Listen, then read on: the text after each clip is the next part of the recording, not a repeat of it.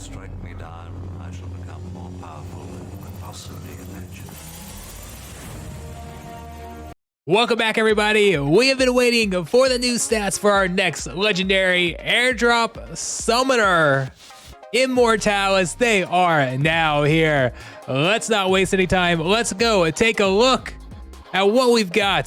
First off, though, you will get one of these for every 625 packs you purchased on average. Each pack you purchased from the primary market up until we pass the 12 million mark.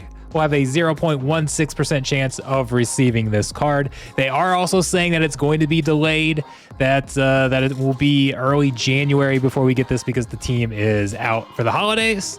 So there will be a little bit of a delay there. But early next year, we're going to get this guy right here, Immortalis, from the Earth elements, -1 health, Void, and Shatter.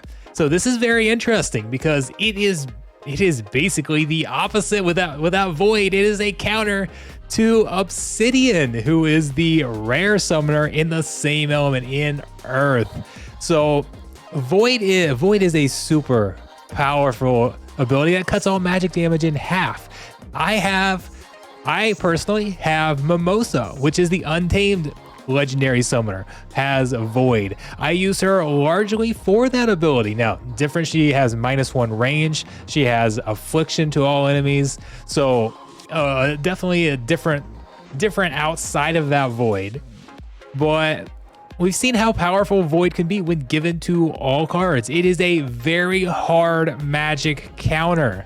And this is something that I think is definitely going to be used a lot. I don't think it's necessarily an overpowering. It's not a kitty level summoner, something like that, which I think is good. I think kitty is too strong. I don't want to see more of those types of summoners. But I think this is definitely one that's going to be used. And I think it's going to be interesting to see what people choose to use with it. So actually, let's go in. Let's take a look at some of our modern cards. Untamed, Dice, Chaos Legion, Rift Watchers. We've also got some rare or some reward and promo. That includes a lot of wild. We'll kind of look at these and see what cards do we think are going to play well with Immortalis, or what cards are hurt as well. So actually, we're going to talk about the card that I think's hurt the most, and actually to kind of highlight how good Immortalis can be, in my opinion. Look at this card right here, Unicorn Mustang.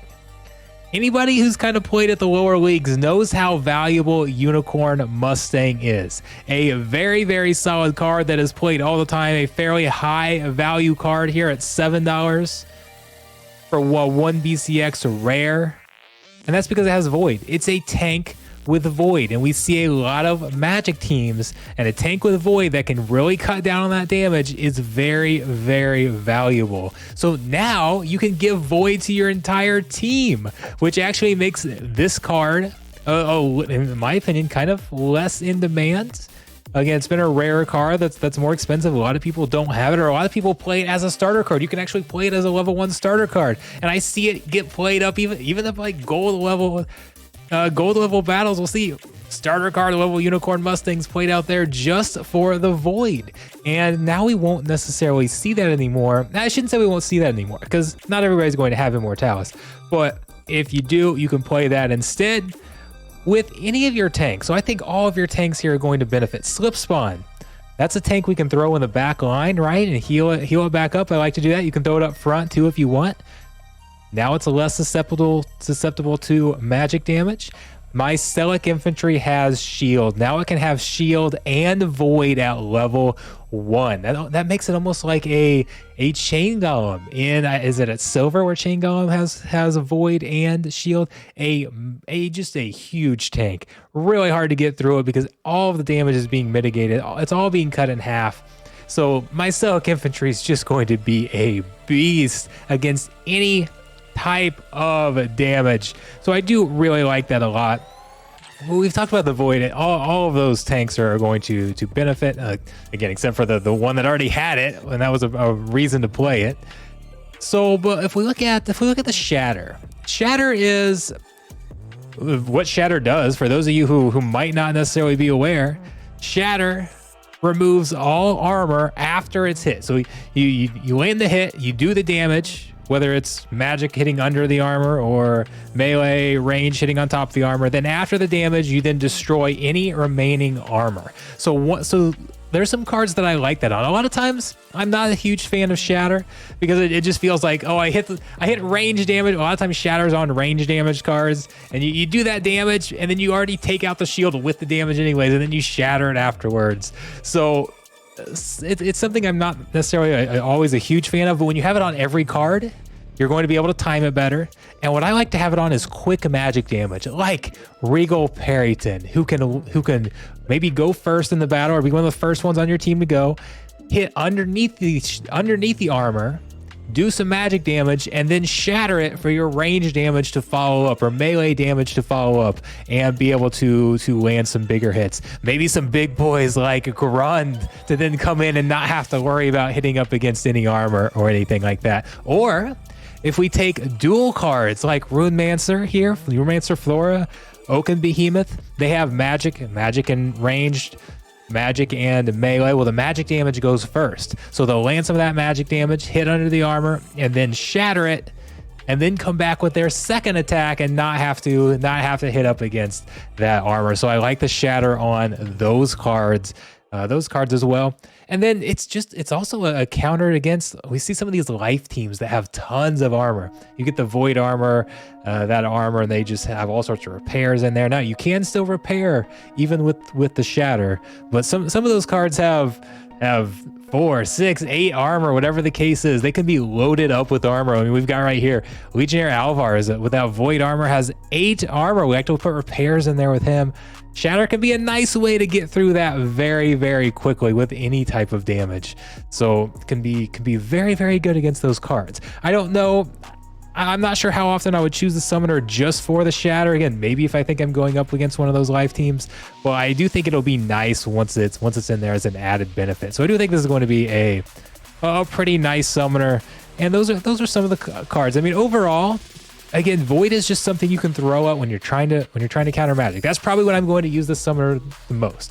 If I want to try and counter magic and I can get Void on everybody, or even if I just want a more balanced defense. One of the nice things I like when I play Mimosa is that, okay, if I get that Void out there, then I can load up with shields, with things like Mycelic Infantry, or get some Demoralize out there, or some Headwind, something to focus on the other armor types. If you can completely mitigate, not completely mitigate, but severely mitigate a lot of magic damage, and then you can focus on the physical types of damage when you're just setting up defenses against those. It really allows you to get a lot of flexibility there. So I don't necessarily think it's just for when you're expecting magic, but it allows you to really hone in on those other types of attacks and defend against everything a little better. So I think we're going to see the summoner used a lot. I'm a fan of it, and I can't wait for it to be here. I can't wait to see how it changes the meta. And I think it's definitely going to be impactful at the lower leagues where we see a lot of Obsidian, for example. We see heavy magic teams down there.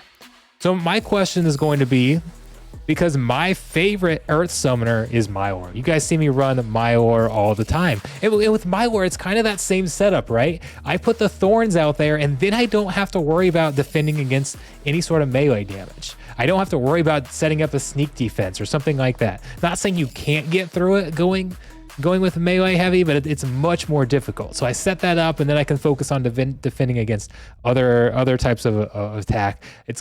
We can kind of have that same type of mindset with Immortalis, but Mylor is a little bit cheaper.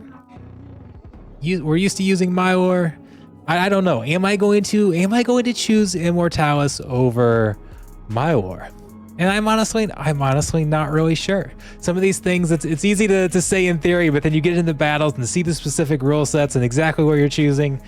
I'm not sure. So that's one thing I want to follow. Which will I like better, Immortalis or Mylor? Because Mylor is so good, just so good, that it's going to take a lot for me to go away from Mylor. Again, at higher leagues, I use Mylor pretty much all the time over Obsidian, over Llama even. Llama's very well in those summoners, pretty powerful. I like my ore better, especially at the higher leagues. So we'll see what I end up using. Now again, there's going to be certain rule sets where, okay, melee's banned, you definitely don't want to use my ore. Now you've only got magic or range, you're definitely going with something like Immortalis. That can be a great card there. But in your average battle, which will I use more? So I want to know what you guys think.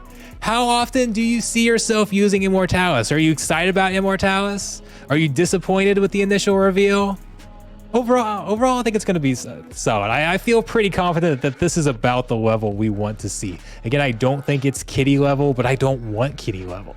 And I want it to just be usable, and I feel like Immortalis is definitely usable. Again, that void, I have very little question that Immortalis will be usable. It's just what degree is going to be the question. So overall, I'm pretty happy with it. I'm excited to see. I think it's fairly balanced, and I think it's going to play a role without being completely OP game changing. I think it'll be game changing in how we set up our teams and what we look at. But I don't think it's going to be anything too crazy or overpowered. So anyways, thank you guys so much. We've got more to talk about, by the way. They came out with a new proposal for these DEC bonds, basically. And I was going to kind of combine these into one video, but we can't do that. I want to talk about these bonds much more. So we're going to have a separate video. Make sure you guys stay tuned. Set up your alerts, turn those little alerts on, hit the subscribe button. By the way, do you know if you just subscribe to the channel, it doesn't necessarily show you the videos. You've got to turn those alerts on. That's the only way to guarantee that you see when my videos come out. So follow me on Twitter, join my Discord, all those types of things, and stay tuned because I don't know. We've got I've got a lot to talk about with these DEC bonds. A lot to talk about. And I don't know. Trying to cut it down to a short video is gonna be tough for me. I can't even keep these videos short. How am I gonna go on a rant for about DEC bonds? So anyways, stay tuned guys, I'll see you there.